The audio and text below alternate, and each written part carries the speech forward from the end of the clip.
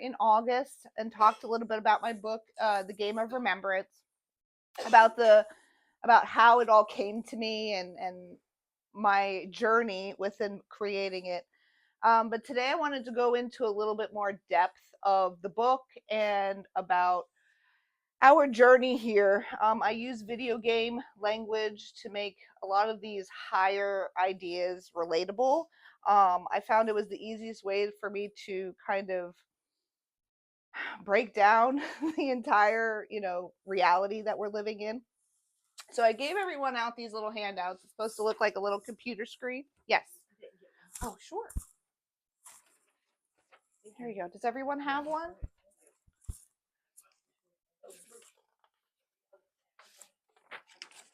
Oh, here. Have your own. Okay. So it's supposed to look like, a video game screen, right? So when you start playing a video game, what are some of the video games that you guys like to play, either now or when you were a kid? What was that? Okay. Any Pac-Man's a good one. So with any video game, when you log in, what's the first thing you do? You select your settings, right? You select, are you going to play on an easy level, a medium level, a hard level, right? You're going to choose your avatar, who you're going to be in the game. Some of these have special skills, right? Like each avatar, like if you play Mortal Kombat, right? Each player has a different skill set, different gifts, different things to be able to utilize within the game. So when you decided to come here and experience being a human, right, which is a very very it's a miracle that we even exist, let alone the the way everything is actually constructed. So as you are deciding to come here, you have to think about where you are. So you're actually, source wanting to learn about itself and all of the different facets of that. So how would you learn about yourself? Well, what do you need? You need contrast, right? You need to be able to see the opposite of yourself to be able to actually recognize who you really are. So a lot of the things in the world today that is a contrast to your avatar is based on the things that you are not, right? So you can recognize, I am not, I am not a criminal, or you know what I mean? Like, I'm not this type of person. And as you move through the game, those things may change, right? As your belief systems change, you start realizing who you really are. So Source then decides, okay, so how am I going to play each of these experiences out? Source doesn't judge what your experience is, because Source wants to experience every bit of that, every bit of life, all of the shadow and all of the light, right? Like if you really know everything, know all, what's the best way for you to actually really identify yourself? Send yourself into a situation where you don't even know who you are, right? So that's where we're coming in and we're forgetting who we really are so that we can really embody that version of ourselves to understand what we're going to do within the periods of that life experience. So if you're met with adversity, what are you going to do with that? Like, are you going to come from a place of fear? Or are you going to come from a place of love, authenticity? So the first thing is Source comes in and he's like, all right, let's set up our settings, right? You as Source are going to choose your experience. So the first thing you do is you really decide your birthday and where you're going to be born, right? Because those two are coordinates. Those are your coordinates of the game. That tells you where you're going to load. Just like if you were playing, and some of you, Fortnite is very new, for the newer generation. But it's almost like Fortnite Sims, right? Like when you come in, you're picking what uh, kind of environment you're in, right? What's the layout? Like where you're coming in now is going to look much differently than if you spawned in 1900, right? Like the environment's going to be different, technology is going to be different, the whole experience will be different. What is the energy? A long time ago, women, we have we have our roles have changed so drastically over, even the last few decades. Um, and that has allowed us to experience being in that role differently. You know, at one point we were property, right? We couldn't even have a credit card. We couldn't own a house. Like, yeah, we couldn't vote. Like, all these things we weren't able to do. So if you wanted to experience this life with limitations like that, you might have spawned in a period where those things were available. But now we have so much more of a voice than we've ever had. I don't want to say ever, but in the last few hundreds of years, we have a voice that we haven't had in a while. So that location and place, or the place and time, is so important. Place, another piece, like, you can come in the same timeline, but if you live in America or China or Peru or anywhere else, that experience would be different, right? Cultural differences, geographical, you know, even temperature, right? Um, so that's what you're going to start first doing. Like, you're going to set your coordinates. Then you're going to set your quests, right? What do you want to experience? And that's not just the light and love, because if we're from light and love, right, that's where we're from all the time. We want to see the opposite of it to really feel the depth, right? So you can't really feel light and love without feeling the shadow of it, right? The opposite. So we come here and we are deciding what level we're on. Do we want a hard game? Do we want a medium game? Do we want a, you know, easy, right? Some people come in with easy games, right? They could have had other past lives that were, you know, a little bit hard, and they're like, you know, I don't want to go back, but I just don't want it so hard, right?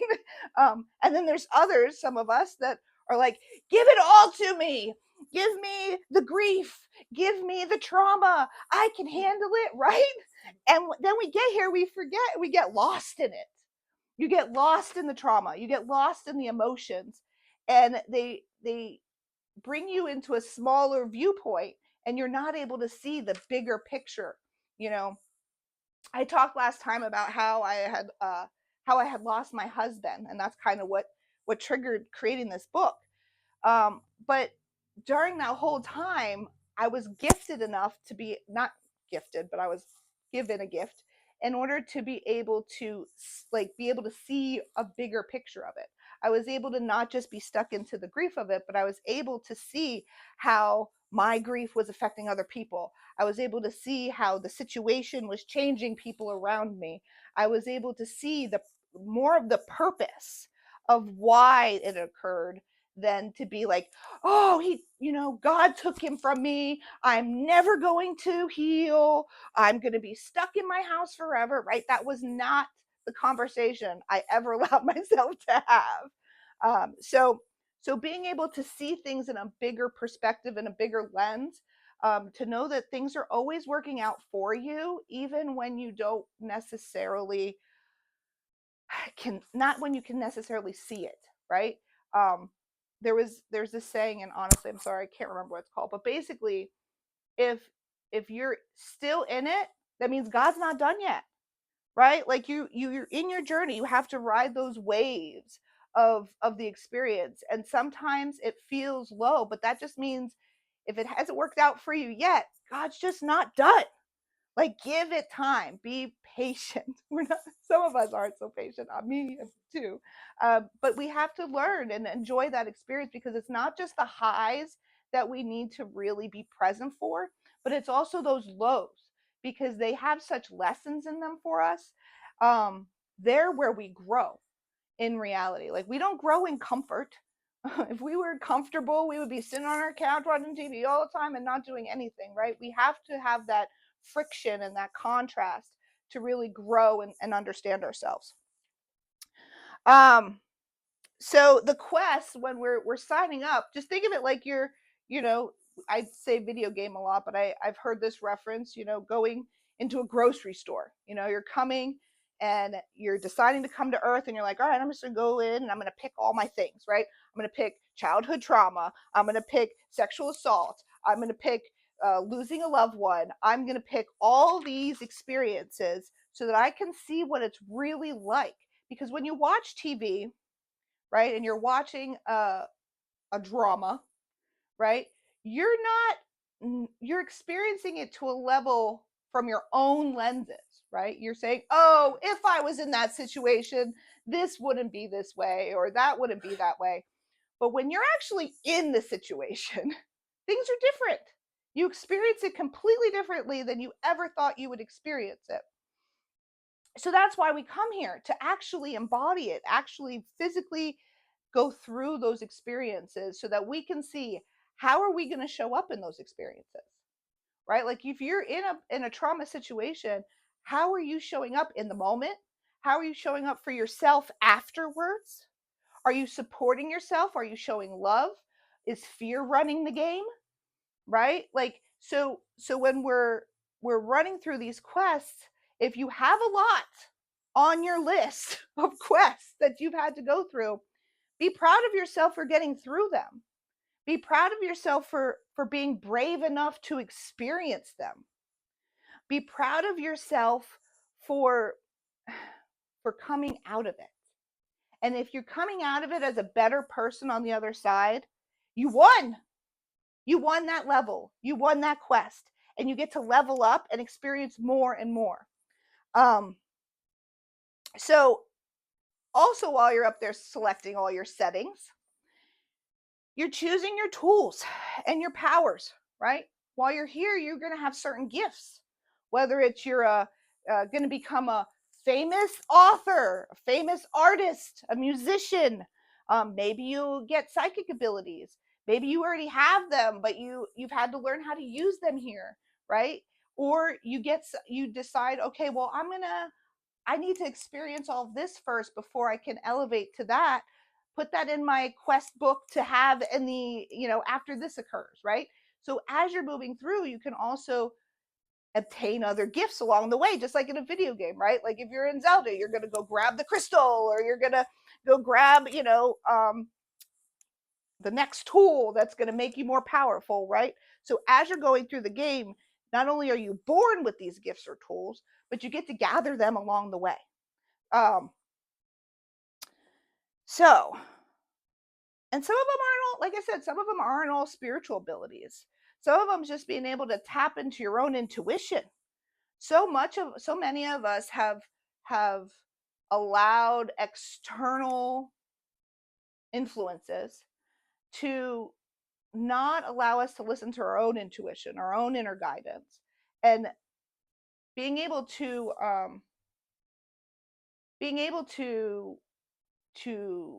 what's the word I'm looking for?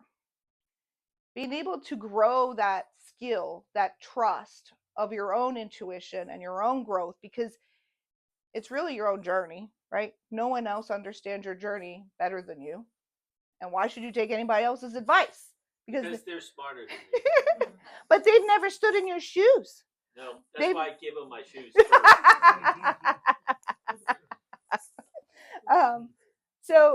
So as you're going through, learning how to trust your own intuition is probably one of the biggest things through this game, because we doubt it. We take others' information as they're more important, or that they know better than we do. Well, if they have a YouTube with 1 million followers, they must know something I don't. Maybe about their journey, right? Like there's so much information out there, but we really have to use our own discernment of what resonates with us, because there's no journey that's wrong. And I'm going to say that one again. No one's journey is wrong. So when you look at other people and you're like, they shouldn't be doing it that way, or they should, they should be better person. They shouldn't judge other people. They shouldn't do all these things. A lot of times when we're saying those things, we're actually talking about ourselves. It's actually a reflection of ourselves, that there's a piece of us that are judging, or there's a piece of us that can't accept or love another human being because there's certain criteria or conditions, right? That conditional love. But in reality, everyone is doing their role exactly the way they're supposed to. Amen. And what's right for one is not right for another. And that's okay, right? Because that's us, the snowflake, the unique experience, that unique perspective that will allow Source to be able to experience that assortment of your lenses, of your experience. And when you can live like you are Source, living through your experience without no judgment, without any doubt or restrictions on that, that's when the game really starts coming alive. So during your setup, you're also selecting your parents and your generational trauma. That is really important because that's where you're really going to kick your game off. That's almost where it really starts on, hard or easy mode. you know. So, but those are areas where you want to either grow, learn how to break cycles, right? Because ultimately we're here to break cycles from our lineage, clear that out and heal that so that we can move up at a higher octave, if you will. um, so choosing your parents is, even though a lot of people like don't want to accept that fact, um, but it really sets the precedence for the first start of the game.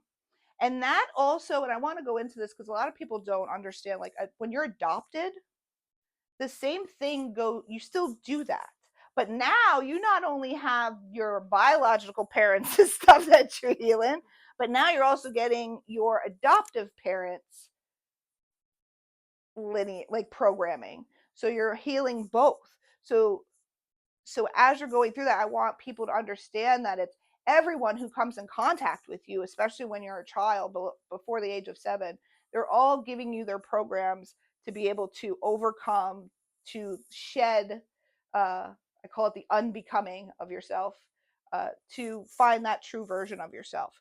Because ultimately, and I have at the top where it says fear, love, often, right up here, this fear, love, authentic self. Everyone keeps talking about your frequency, and we'll go into that a little bit more later. But the goal is to be your authentic self. And what that means is a personal thing. It's what you think you are. And that's above love. Like everyone, a lot of people say, love is the highest vibration, but it isn't. You being your authentic self is the highest vibration. So you choosing yourself, loving on yourself is just as important as you loving on other people. Loving yourself is more important than loving other people. Correct. Correct.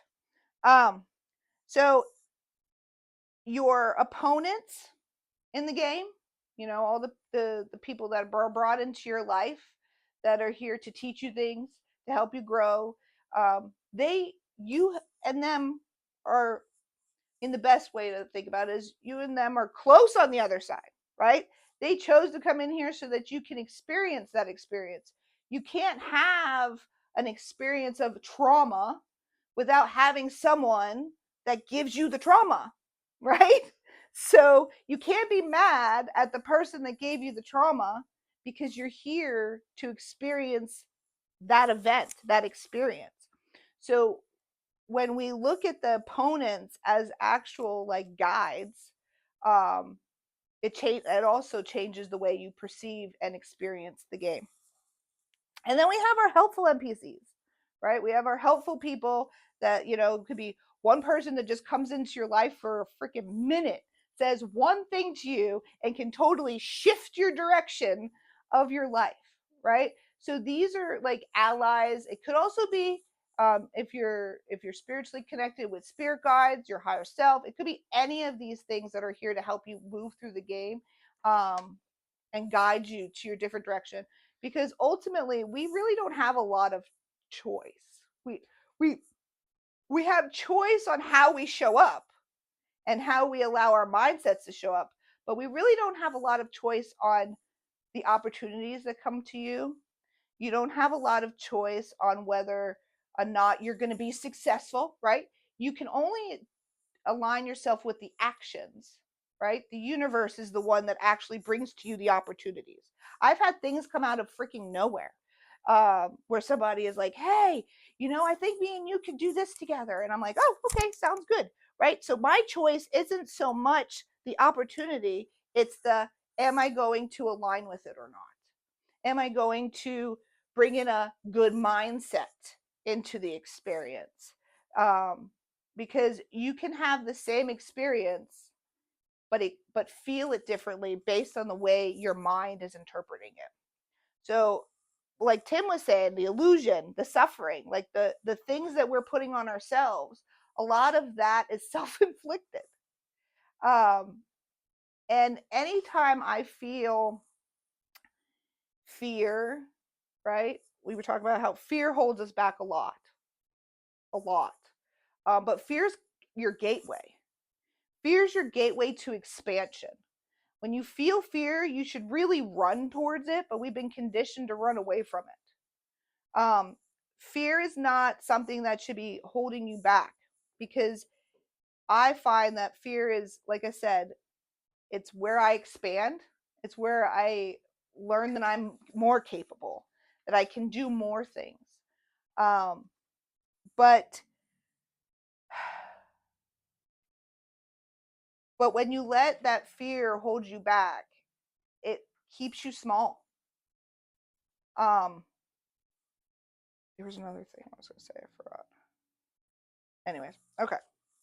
So as you're moving on, you are the avatar in the game, right? Your player, the person that's playing you, is your higher self. They're the ones working the game board and making sure the right people are coming into your life every day, and the opportunities are coming, and you're moving through. So the avatar would be you that's in the game, and the player, the higher self, would be what you would be if you were playing a video game, right? When you're playing a video game, you're not thinking about a lot of the things that the avatar might be thinking about, right? You don't really care if they get hurt, right? You don't care if they die, um, because you're not experiencing it the same way. You're looking at the big game, and that's kind of what the higher self is. They don't care if you're winning or losing. They don't care if you're doing good things or bad things. That's the other thing. People put a lot of pressure on themselves about being this perfect being, right? I'm going to eat the right foods. I'm going to make sure I, meditate every day, and I'm going to do all of these things consistently. Now, I'm not saying that those things aren't helpful, but for some people those things might not be aligned for them, right? Some people might need to meditate 2 hours every day. Some people might need to meditate 1 day a week. So you have to trust your intuition. Correct. And not putting pressure on yourself that that's wrong. That what's right for you is, or what's right for someone else, it has to be what you do, right? You need to figure out what works for you, because we're all unique.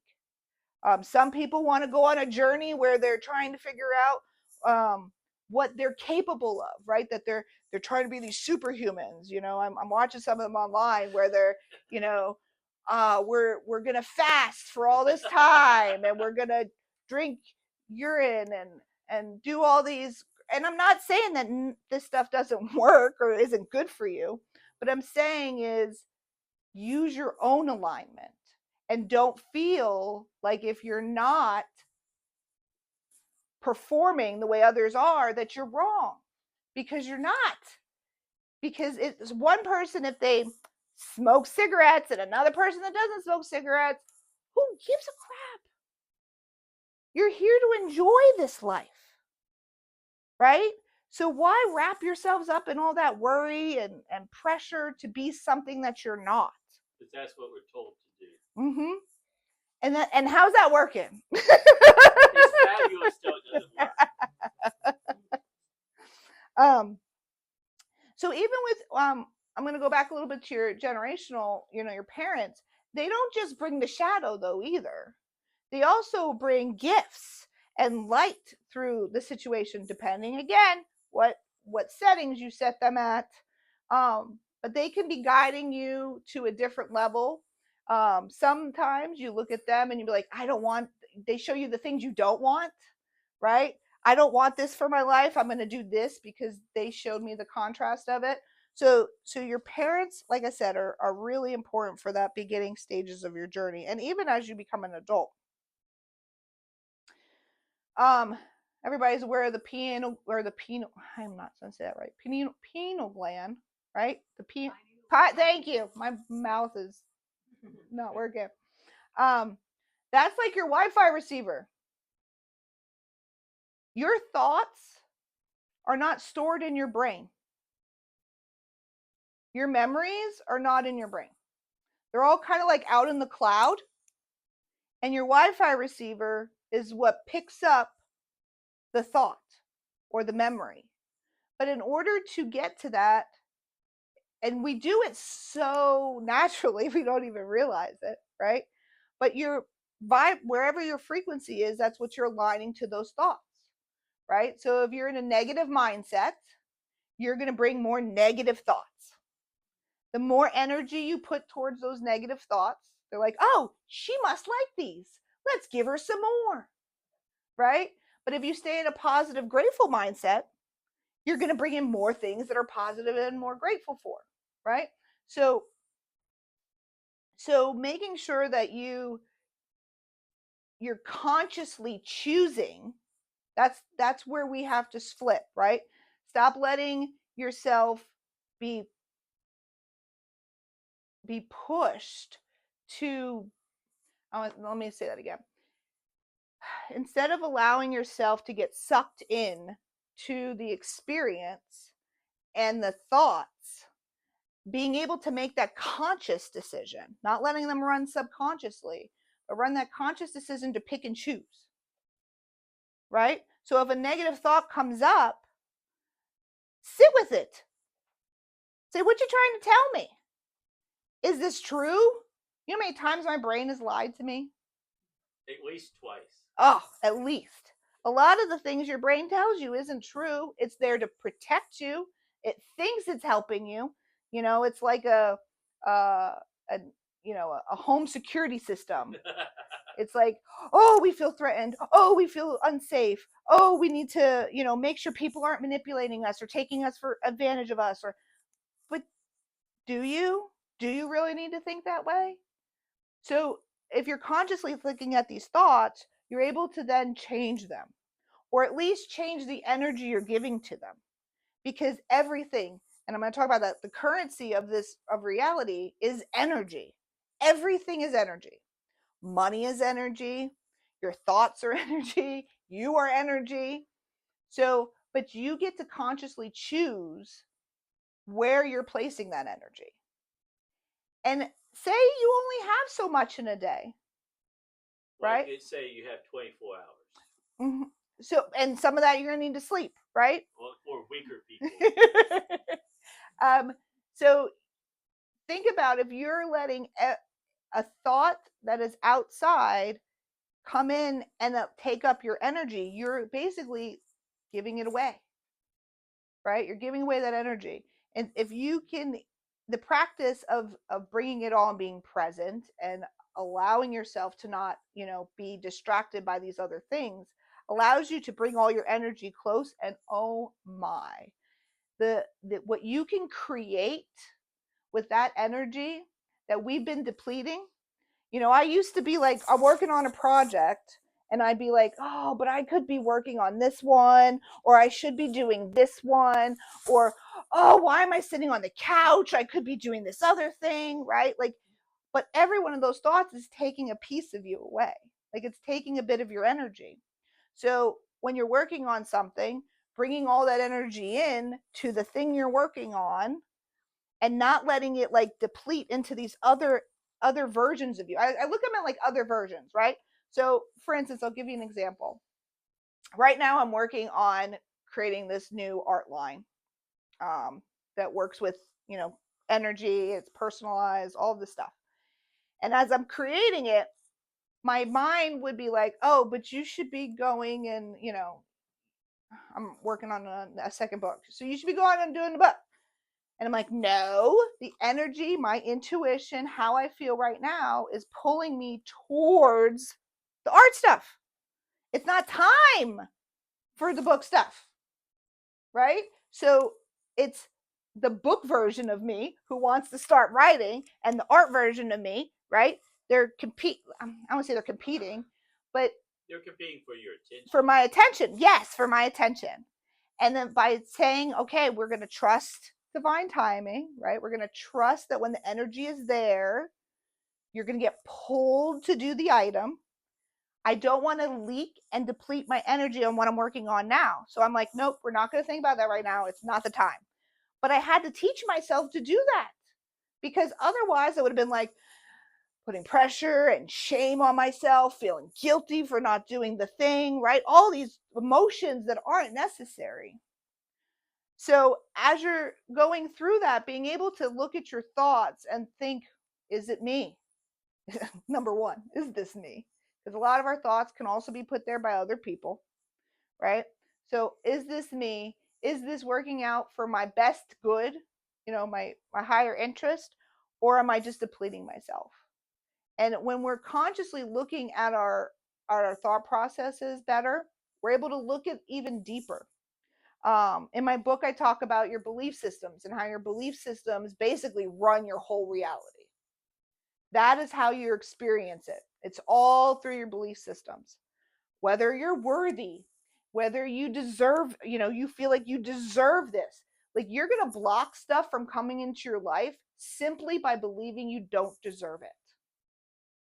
There's so many times where I've come face to face with myself and been like, you deserve this. You can do this. Stop doubting yourself. Right? So those, where you put your energy consciously is very, very important. And as you're moving through the game, oh, I forgot here. So you're the avatar, but you have an interface service or interfaces. Like you're basically an organic robot. Miracle. Like if you really sit down and think about your vessel, your little vehicle that you run through this reality with, it is a miracle the way it's constructed.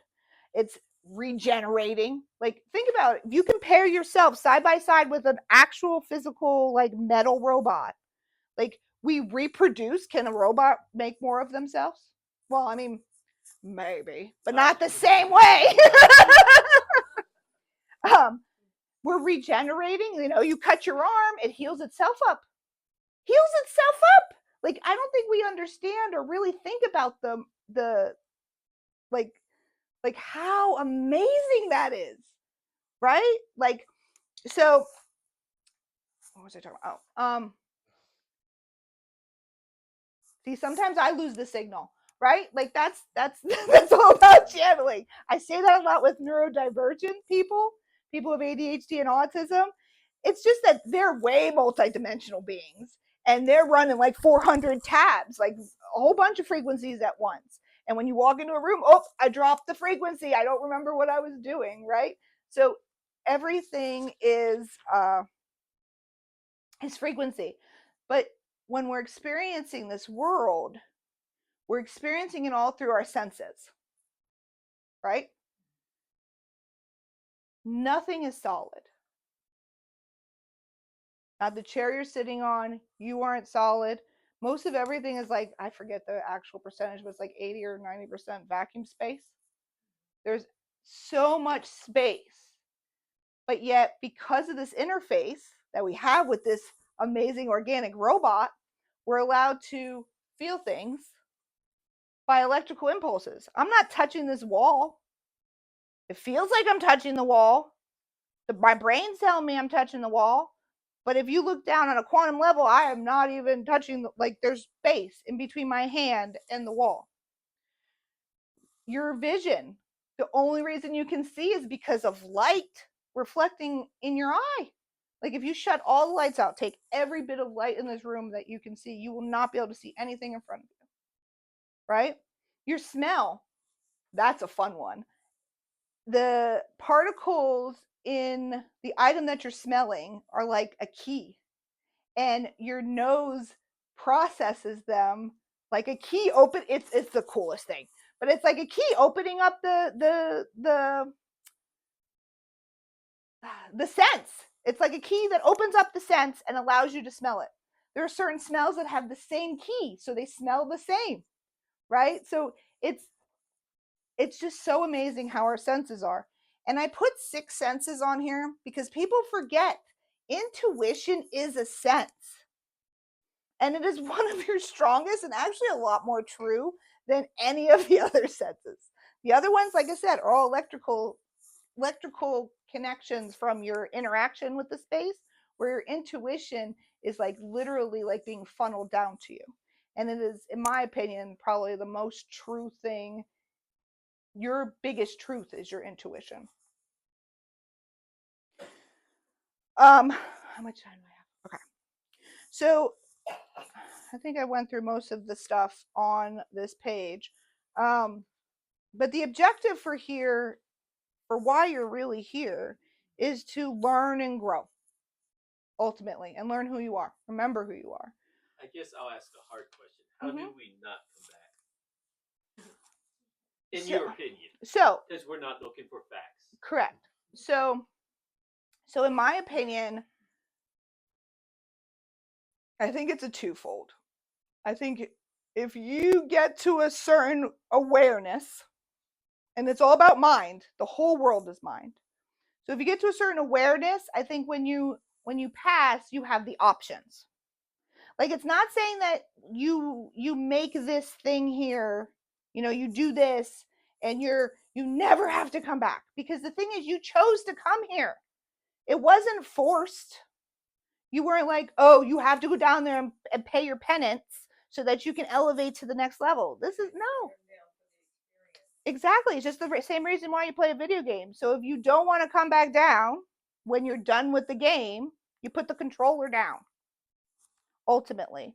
But when we look at that, we're looking at it as from a human perspective, right? Where we still kind of see it as a punishment. And it's not. Like, you can literally create heaven on earth. And I think that's what we're really here to do. And I feel like we're like on that cusp of starting to shift to that energy. But it's mind. It's all mind. Do you believe you live in hell, or do you believe you live in heaven? Usually someplace in between. The middle place. Well, and then that just shows you how much more you can change in your mind to bring that heaven to yourself. I live in heaven. Like, I can't believe the life I get to live. Does John also live in heaven, or is he just adjacent? Every day.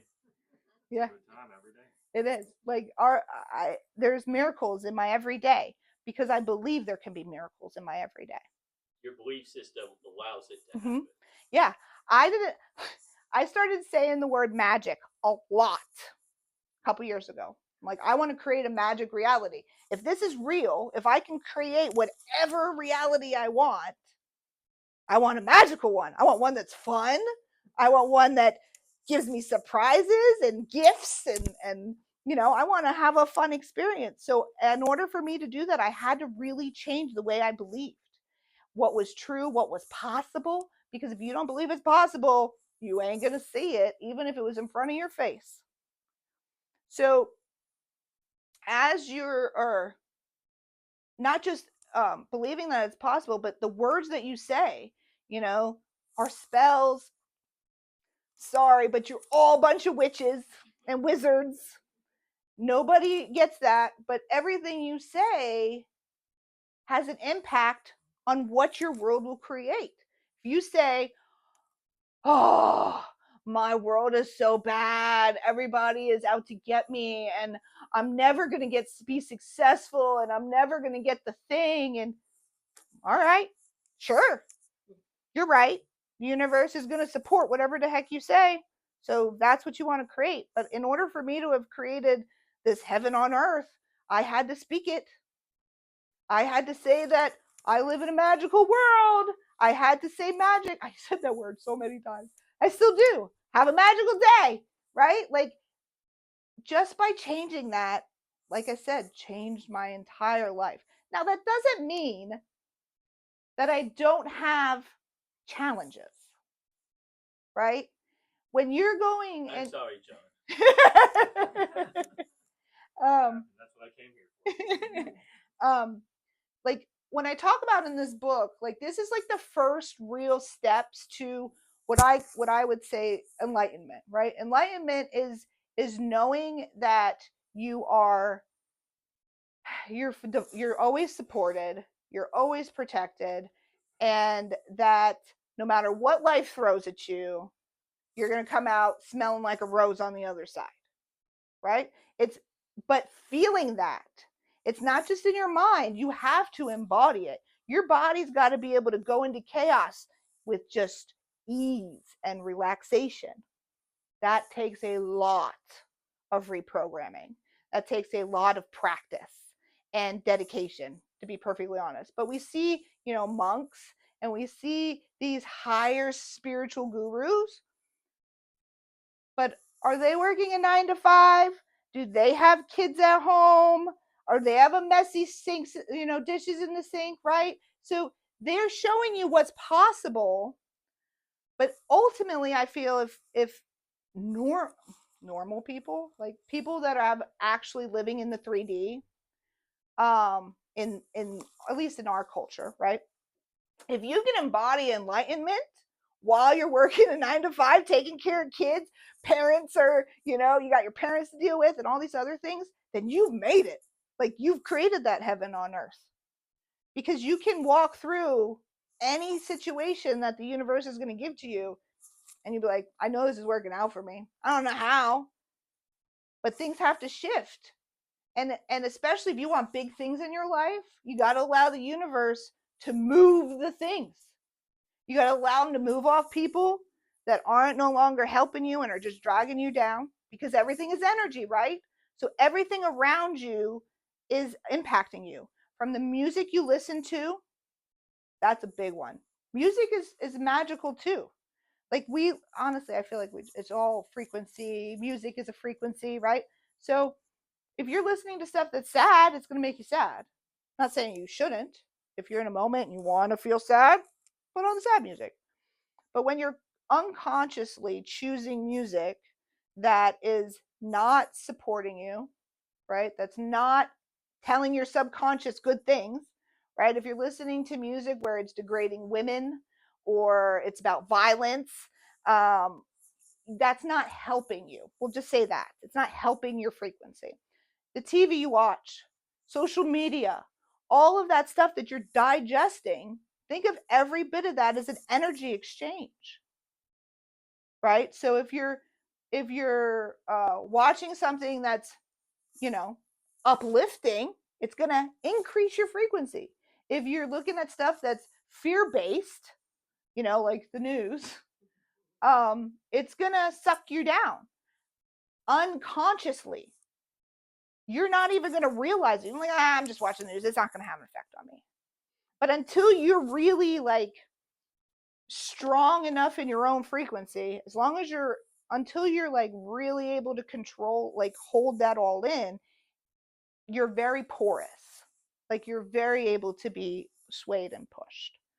And like I said, I talk in my book a lot about how you can take back that controller and how you can reprogram your own mind. It takes a little bit of time, especially when you're doing it yourself, because you're working with the conscious mind, right? Not the subconscious mind. I do quantum reprogramming at Infinite Mindset Coaching, where we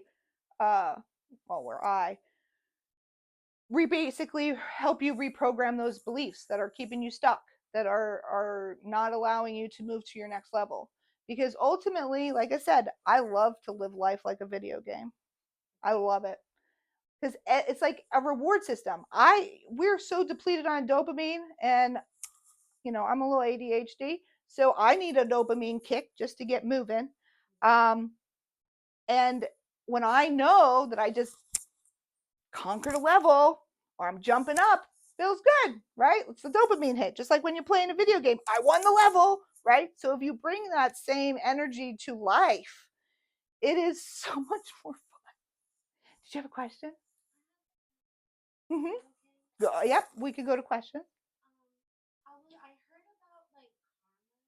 Mm-hmm.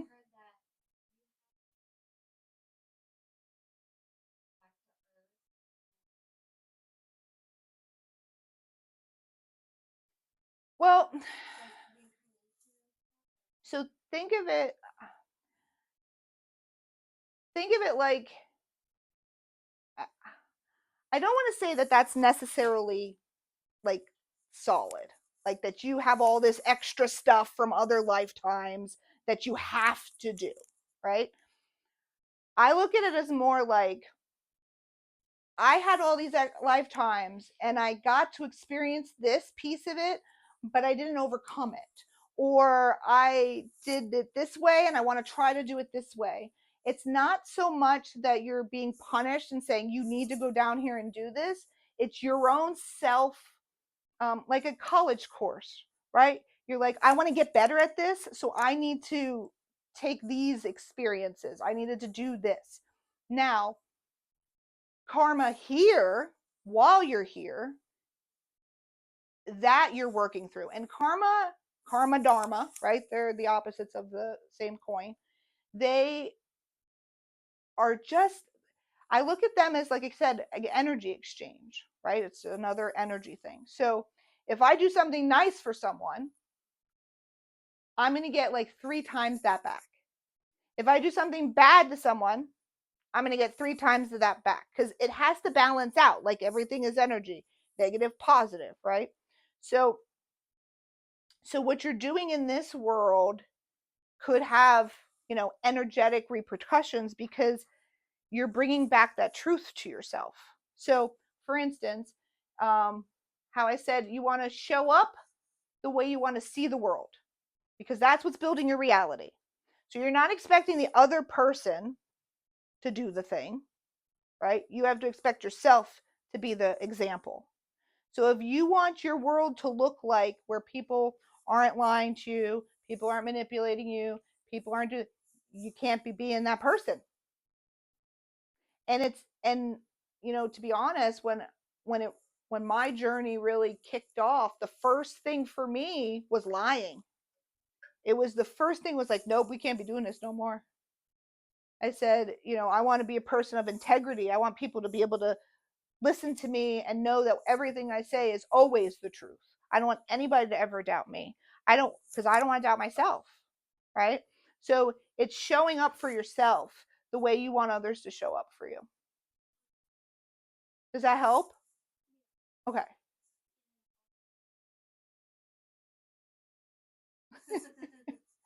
uh, I mean, yeah, I think sometimes you can tell, based on, how they see the world.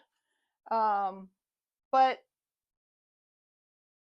I look at some of this stuff as like, does it matter? Like the lot, like a lot of things we like to play with and be fun, like past lives and who is on your spirit squad and all these things. But in reality, does any of it really matter? Does it matter who, if they are a star seed or if they are a old soul, right? You're gonna treat them the same. You're gonna I try to stay away. Like I do this stuff, I'll say, for entertainment purposes, right? Because it doesn't really have an impact unless there's a message, right? Like if I feel guided that I'm like, oh, I should go, and I was like, when my husband passed, I was like, oh, I should do past life regression, right? So I went and I did that, and there was messages within there to help me hear. So there's not that it's not useful, but to know whether you're one thing or another, you're human. And we're here to be human, not be these, like, We're not here to be perfect. yes, we're not here to be perfect. We're here to be imperfectly flawed. Because God's perfect. Source is perfect. Source doesn't need to be perfect. Source needs to be all of us that are imperfect. But Source doesn't work 9 to 5, and I do. Correct. Correct. And that experience changes. Like I said, everything you do in your life changes your experience. So did I answer your question? Did you have any more? Okay.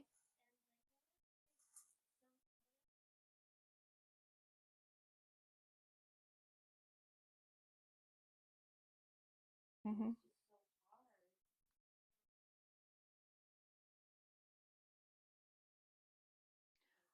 Oh, I feel that. So mine didn't really happen till I was in my mid-30s. Like I had trauma. I had exactly what you're talking about. Trauma after trauma. couldn't see away from the shadow, didn't see how any of this stuff was working out for me, right? Like there was times where I was suicidal. I'll be honest. Like, you know, it's good to see the contrast, right? That's what it's about. Because all those people that are going through that, hopefully, at some point, they take back the controller. Because the traumas in your life, a lot of them, not all of them, but a lot of them are trying to teach you something about yourself, whether you have healthy boundaries. That's a big one. Do you have healthy boundaries with people? Do you allow them to walk all over you? Do you allow them to disrespect you? And then it seems like the abuse and stuff that comes after is just like, well, you didn't understand it the first time it happened. Let's make it a little worse. Okay, you still didn't see it. Let's make it worse, right? And the longer you get in it, the harder for some people to see their way out of it. Um, but it's ultimately you choosing you, and that's not always an easy decision. And can you answer Chrissy's Yeah. question? Mm-hmm. And this will probably be the last question. Okay, and there's one more if that's okay. Go ahead. This goes back to kind of the beginning when you're talking about people choose their path and choose the things. Why would somebody choose a horrible death like being in an accident or something and burning? I mean, Well, I mean, like I said, think about if you have died a million times and your soul really doesn't care, because I'll be honest, I really don't think like in a lot of situations of death, at least from I've reviewed a lot of near death experiences, most of them don't even know they die, right?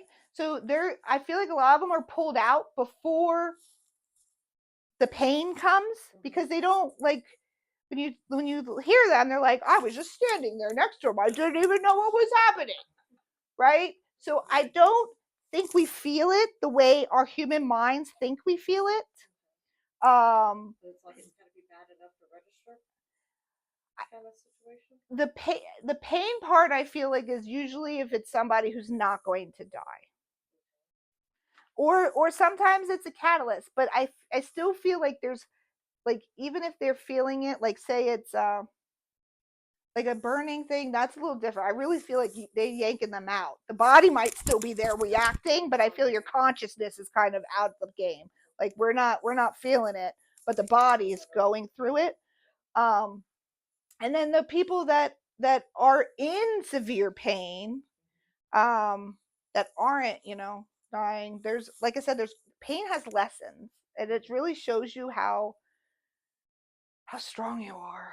Um, so yeah, I don't yeah, that's where my thought is on the whole death thing. I think a lot of people get ejected before they really go through it, or at least partially, so it's not as they could feel some of the experience but not it fully. But that's just my perspective. Yes, you're welcome. One of the great revelations of my life came from a John Steinbeck book. Mm-hmm.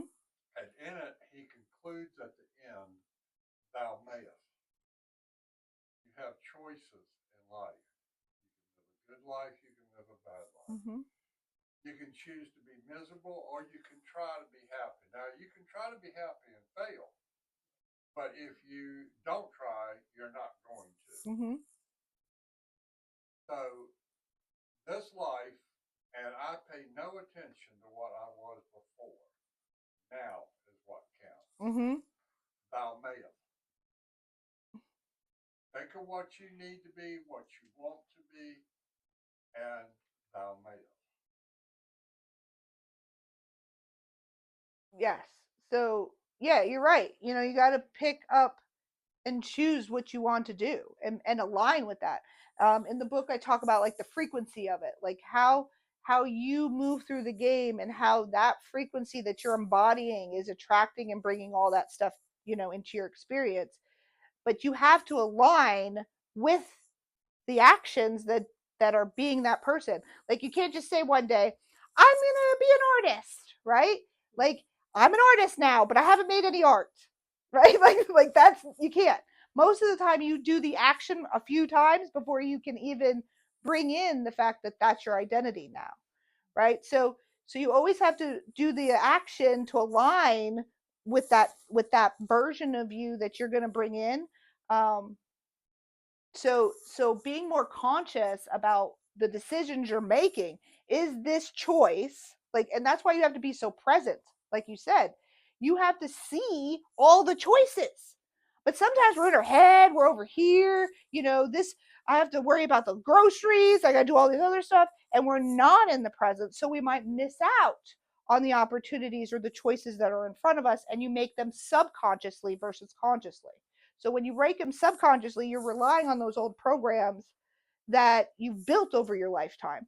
But when you're making them consciously, you can then switch back and forth. Like, does this align with the new version of me that I want to be? And bury the past version, because that version will continue to try to be like, but we like to do this and we want to go do this. You know what I mean? So when you're in the middle of an idea, it's like when you're moving into a new identity, you get into this middle part. And when you're in the middle of the two identities, you're constantly flipping back and forth until the new one is solid, right? So as you're moving through them, you're getting the choices, you know?